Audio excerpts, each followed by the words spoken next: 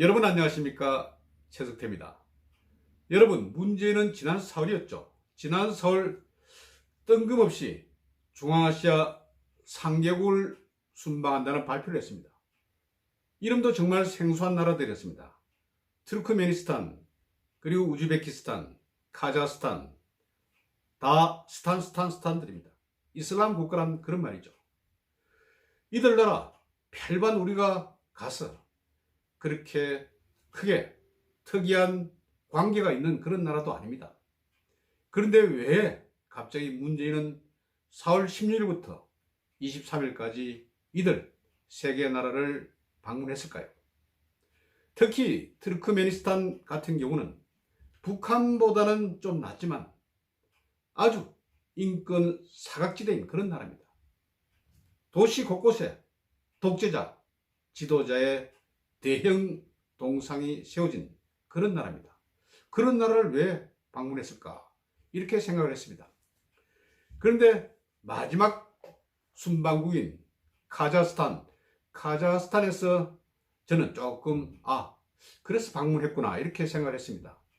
카자흐스탄 대통령과 만나서 홍범도 장군 잘 아시지 않습니까? 봉오동 전투에서 큰 성과를 거둔 홍범도 장군 유해를 우리나라에 다시 송환한다, 이런 합의를 했다는 것입니다. 그래서 그것 때문에 갔구나 이렇게 생각을 했습니다. 그런데 지금 말이죠, 지금 8월이 다 돼가지 않습니까? 8월 초에 홍범도 장군의 활약상을 그린 영화가 곧 개봉된다는 것입니다. 바로 봉오동 전투, 훌륭한 전투고 우리의 아주 기계를 보여준 그런 전투입니다. 1920년 6월에 있었습니다. 그런데 만일 독립군의 활약상을 보여주는 그런 영화라고 그러면 저는 봉오동 전투보다는 청산리 대첩을 찍어야 하는 것이 아닌가 이렇게 생각을 합니다.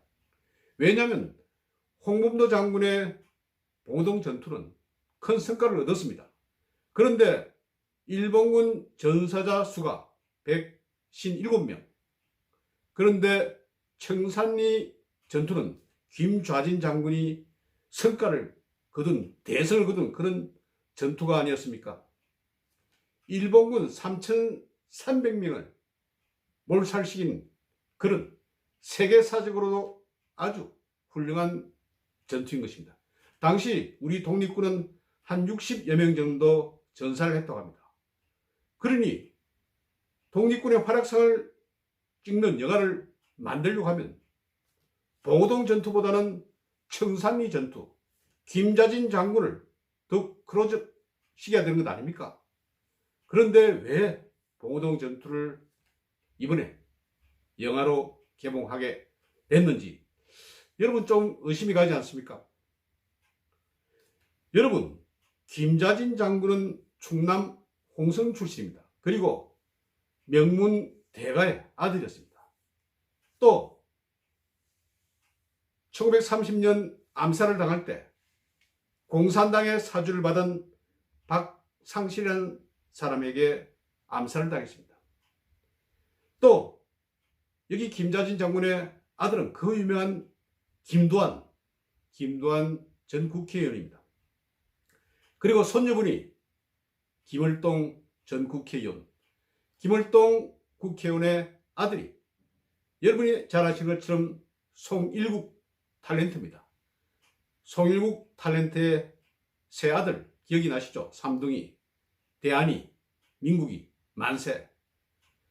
이것을 보면 청산리 전투가 더욱 대성을 거둔 전투이지만 이 영화를 만들 수 없는 그런 이유가 있었던 것입니다. 바로 우파적인 그런 성향의 가계, 또 그런 마음, 특히 김좌진 장군은 공산당을 싫어했습니다. 이에 반해서 홍범도 장군은 1927년에 러시아 공산당에 입당을 했습니다. 그리고 나서 스탈린의 연해주 우리 동포 이주 정책에 따라서 카자흐스탄으로 강제 이주를 당했던 것입니다. 그리고 1943년에 카자흐스탄에서 돌아가셨습니다. 그러면 말입니다. 이것을 보면 왜 이런 영화가 만들어졌는지 좀 이해가 갈 것입니다. 영화라는 것이 그렇습니다. 처음 기획에서 제작 그리고 마무리 단계까지 오랜 시간 소요가 되는 것이 바로 영화입니다. 이 시점에서 왜 8월달에 2019년 8월달에 이 영화가 개봉되는 것입니까? 봉오동 전투. 여러분 좀 궁금하지 않습니까? 최근에 한일 관계가 굉장히 냉각된 그런 상태입니다. 지금 언론에서 또 정부에서 일본 제품 불매운동이라든지 그리고 일본 여행 안 하기 등등 여러 가지 이벤트 이런 것들이 줄지어 일어나고 있습니다. 언론에서도 이것을 굉장히 많이 다루고 있습니다.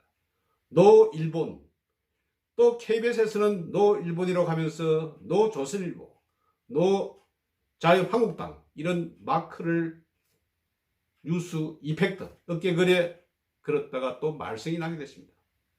흐름이 좀 보이지 않습니까?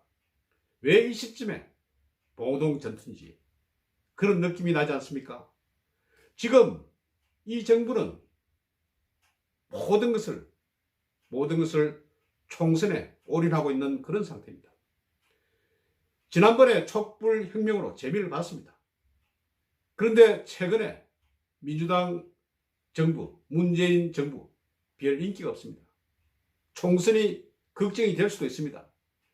그래서 반일 프레임으로 지금 몰고 가는 것이 아닌가 이런 생각이 드는 것은 저만의 단순한 착오일까요? 그렇지 않습니까? 지금 8월입니다. 여러분 7월까지 어떤 드라마들이 종영이 됐는지 아시지 않습니까? 바로 김원봉을 묘사한 드라마, MBC 드라마 이몽이 7월달에 끝났습니다.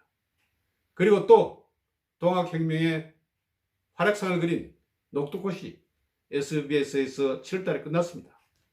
이것을 끝내고 또 8월에 봉오동 전투로 새로 자리매김하는 느낌이 나지 않습니까? 지금 모든 것이 반일 프레임으로 가고 있습니다. 청와대 민정수석 역할이 뭡니까?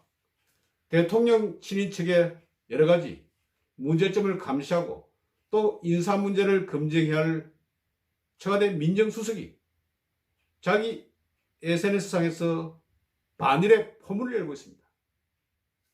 어떤 포문을 열었습니까? 무려 11사에 40여 개가 넘는 그런 내용의 포문을 날리고 있습니다. 죽창가 운운이 놉니다. 죽창가가 뭡니까?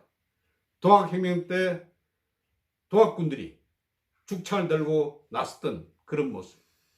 그리고 문재인 정부가 서희라고 고려시대 때 아주 훌륭한 외교관입니다. 그리고 이순신 장군처럼 그렇게 열심히 하고 있다. 그리고 싸우자, 쫄지 말자. 일본과 싸워서 쫄지 말자. 그리고 애국이냐, 또 이적이냐. 대법원의 징용공 판결에 대해서 부정하는 사람들은 친일파다. 이런 식으로 계속해서 반일 프레임을 걸고 있습니다. 왜 반일 프레임을 거는지 조금 이해가 가십니까? 이 정부, 문재인 정부는 지금까지 계속해서 영화라든지 드라마라든지 이런 것으로 많은 사람을 감동시키고 또 거기에 편성하는 그런 전략을 써왔습니다. 문재인이 영화 암살을 보고 이렇게 이야기하지 않았습니까? 암살에는 김원봉이라는 그런 독립군 역할이 나옵니다. 그런데 김원봉이 또 독립군인 동시에 해방된 이후에 북한에 넘어가서 북한에서 중요한 그런 장관 역할을 한 일종의 전범일 수도 있는 그런 사람입니다. 김원봉에 대해서 어떻게 하겠습니까? 술 한 잔을 바치고 싶다. 최고 명예의 훈장을 드리고 싶다. 이런 소리를 했습니다. 그리고 나서 김원봉에 대해서 독립유공자 서훈 문제가 등장했습니다. 그리고 나서 MBC에서 김원봉의 활약을 그린 드라마 이몽이 방영되기 시작했습니다. 여러분, 계속해서 이런 식으로 이끌어 나가는 것입니다. 조국이 아까 말씀드린 것처럼 죽창가 이야기를 하지 않았습니까? 동학혁명의 여러 가지 역사적인 긍정적인 측면이 있습니다. 그런데 죽창가 운운하는 것은 반일의 기치를 내세우는 것입니다. 그런데 또 SBS에서는 녹두꽃이라는 동학혁명을 그린 드라마가 나타났습니다. 또 최근에는 한 종편에서 보좌관이라고 국회의원 보좌관의 여러 가지 예한을 그린 그런 드라마가 나타나지 않습니까? 그런데 여기에서도 아주 이분법으로 좌파는 훌륭하고 우파는 아주 몹쓸 사람으로 그린 설정의 드라마가 방송되고 있는 것입니다. 지금 문재인 정부는 영화라든지 드라마라든지 그리고 여러 가지 예술 공연을 통해서 좌파 프레임, 좌파는 깨끗하고 좋고 우파는 문제가 있고 이런 이분법적인 생각을 여러 사람들에게 파급시키려고 노력하는 것입니다. 봉오동 전투 영화가 나옵니다. 그리고 또 서울시 예술단에서 연합해서 이것을 무대로 공연을 한다고 합니다. 그러니 홍범도 장군을 계속해서 부상시키는 그런 모양새를 취하고 있습니다. 이것은 반일 프레임으로 가는 것입니다. 계속해서 반일 프레임으로 가서 이제 총선이 아시는 것처럼 내년 4월 15일에 실시됩니다. 계속해서 좌파 프레임의 그런 영화라든지 그리고 드라마라든지 이것을 활용하는 전법이 계속 이어질 것입니다. 그래서 우리는 이것에 대해서 충분히 알아야 합니다. 지금까지 좌파들은 영화를 통해서 얼마나 많은 국민들에 대해서 현혹을 시켰습니까?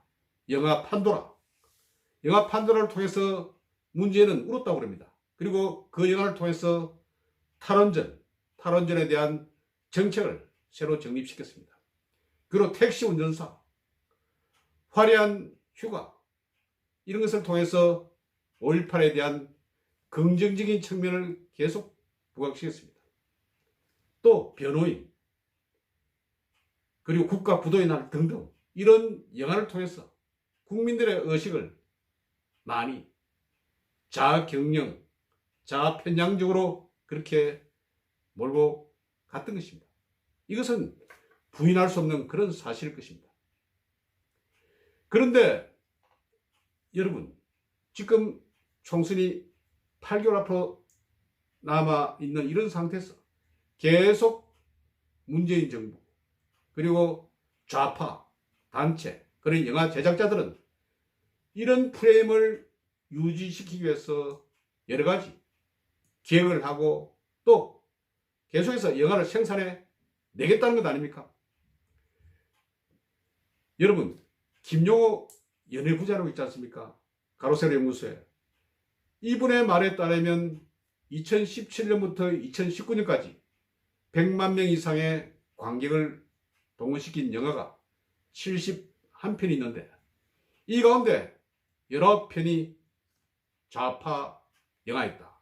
그러니 영화 한 편에 100만 명이 이 영화를 봤다. 그러면 그 흐름이 머릿속에 각인이 될 것 아닙니까? 그리고 영화라는 것은 요즘 젊은이들이 굉장히 즐겨 찾는 그런 데이트 코스 그리고 또 요즘 날씨가 덥기 때문에 냉방시설이 잘 된 영화관에서 영화 한 프로를 보는 것은 적은 돈으로서 경제적인 효과를 얻는 그런 방법이 아닙니까? 그런데 이런 영화에 지금 보면 말입니다. 좌파 영화, 뭐 기생충 이런 영화들이 1000만 명 이상 동원을 하고 있습니다. 그러니 아주 간편하게 이런 영화를 통해서 좌파 프레임, 좌편향의 그런 프레임으로 몰고 갈 수 있다는 것입니다. 그리고 김용호 연예부장의 말에 따르면 계속해서 이런 영화들이 대기하고 있다. 4월 15일 총선까지 줄줄이 나온다는 것입니다. 영화 제목을 한번 제가 말씀을 드리면 이런 영화들이 쏟아지고 있다는 겁니다.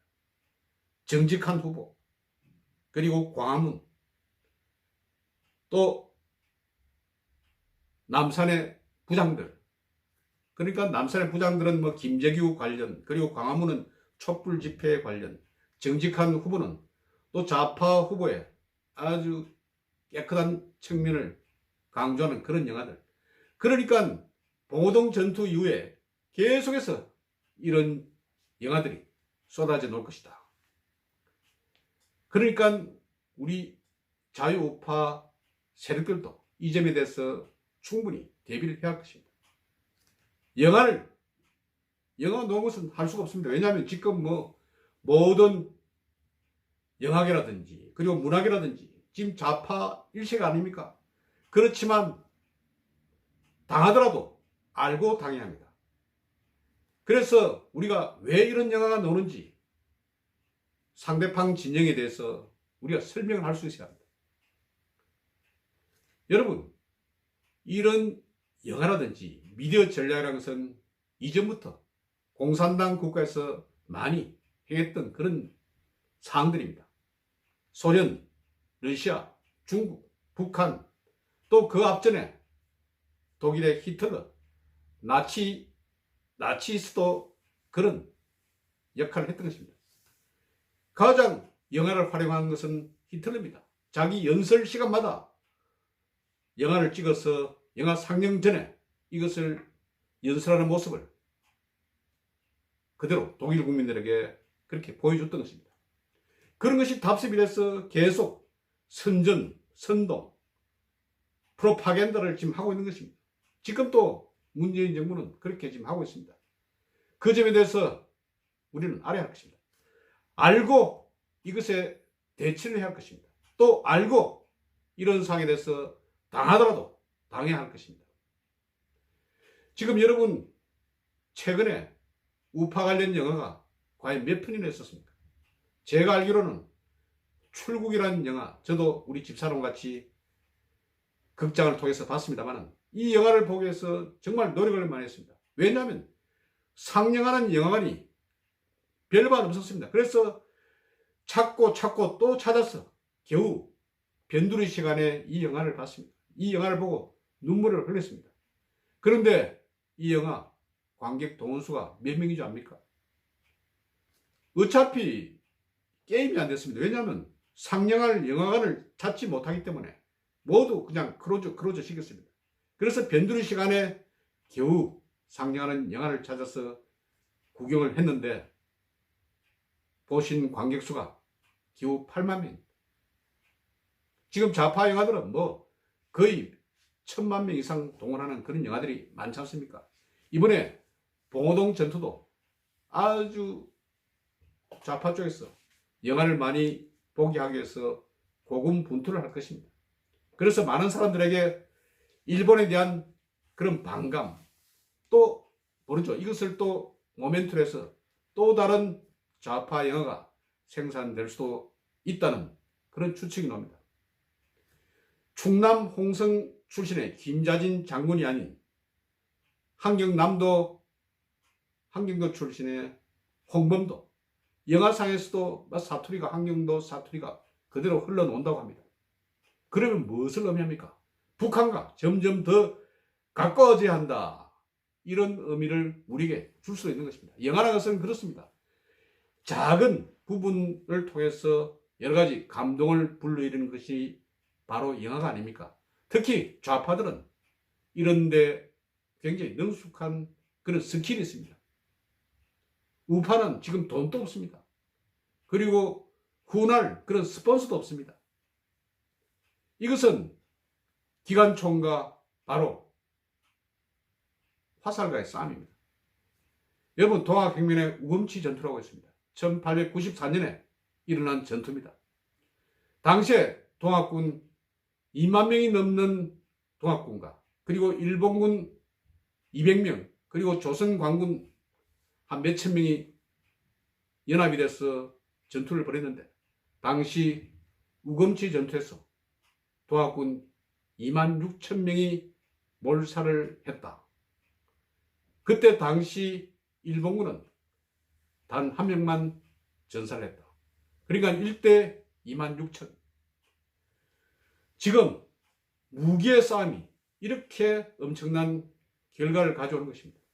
지금 우파는 그냥 화살, 창 이런 원시적인 무기밖에 없습니다. 그런데 좌파는 기관총, 대포 온갖 것을 다 가지고 있습니다. 우리가 이 싸움에서 이길 수 있을지 우리도 한번 깊게 자성을 해야 할 것입니다. 계속해서 봉오동 전투 8월 7일 날 개봉한다고 합니다. 그 이후에 9월, 10월, 11월, 1월, 2월, 3월, 4월 총선 때까지 계속해서 좌파 영화들이 몰려들 것입니다. 그리고 현 정부는 아주 교묘하게 이런 것을 이용합니다. 여러분, 종편이라든지 또 케이블 TV에서 수시로 나오는 것이 좌파 영화들 아닙니까? 택시 운전사라든지 변호인이라든지 좌파 영화 일색입니다. 시도 때도 없이 흘러놉니다. 제가 이런 종류의 좌파 영화를 케이블 TV에서 보거나 또 종편 등등에서 본 것이 이루 말할 수 없이 많습니다. 이런 프레임, 이번에 특히 반일 프레임으로 계속해서 우파 정치인들 그리고 자유우파 세력에 대해서 친일이라는 그런 프레임을 씌워서 계속 공격할 것입니다. 그런데 실제 이게 친일 프레임으로 당할 수 없는 그런 사회입니다. 문재인 정부가 일본 정부에 대해서 약속을 어긴 부분이 있는 것도 사실입니다. 우리가 정확히 알아야 합니다. 그래서 정확히 알고 상대방의 이런 여러 가지 공격에 대해서 정말 방어할 수 있는 그런 지식을 갖춰야 합니다. 그게 우리가 할 수 있는 최대한의 무기이고 또 막을 수 있는 가장 굳건한 성각이라는 것을 알아야 할 것입니다. 오늘은 좌파 영화들 그리고 반일 프레임 이것을 통해서 지금 자유우파 세력을 완전 친일의 프레임으로 씌워서 말살하려는 문재인 정부의 여러 가지 사항들, 여러 가지 아주 뭐라고 할까요? 스킬, 허구 이런 것에 대해서 말씀을 드렸습니다. 여러분, 우리도 좀 행간의 의미를 알아야 합니다. 그리고 저들의 여러 가지 농간에 대해서도 직시를 해야 합니다. 여러분 경청해 주셔서 대단히 고맙습니다.